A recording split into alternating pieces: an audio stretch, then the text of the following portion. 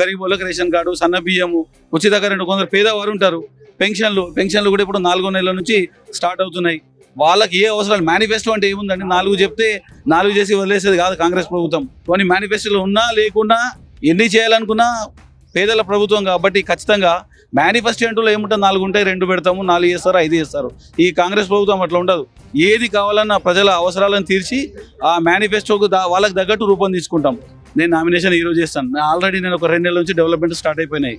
నా హరిత కాలనీలో గత 10 సంవత్సరాల నుంచి రోడ్డు లేదు, నేను సీసీ రోడ్ వేయించాను. తర్వాత యువకులకు ఓపెన్ ప్లేస్ ఉంది, దాదాపు ఒక 32 గుంటలు ఉంటుంది. అది నిర్మానుషంగా దేనికి ఉపయోగం లేకుండా ఉంది. కానీ ఆ యువకులు నా దృష్టికి తీసుకురాగానే ఇమీడియట్ నేను చేయించాను. తర్వాత కొన్ని టెంపుల్స్కి డ్రైనేజ్ వ్యవస్థలు కానీ ఇలాంటి పెండింగ్ ఉన్నా ఆల్రెడీ ఈ 2 నెలల నుంచి చాలా డెవలప్మెంట్స్ మీరు కాలనీ వెళ్ళి పబ్లిక్ తెలుసుకోవచ్చు.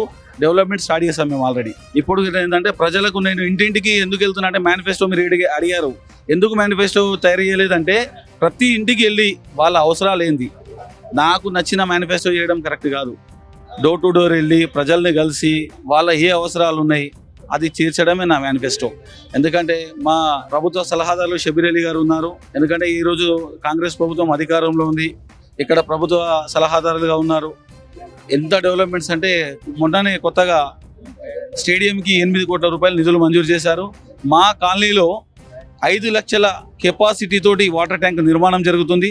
దానివల్ల పేదవారికి, బిలో పవర్టీ వారికి 900 ఉచిత కనెక్షన్స్ ఇస్తున్నాము.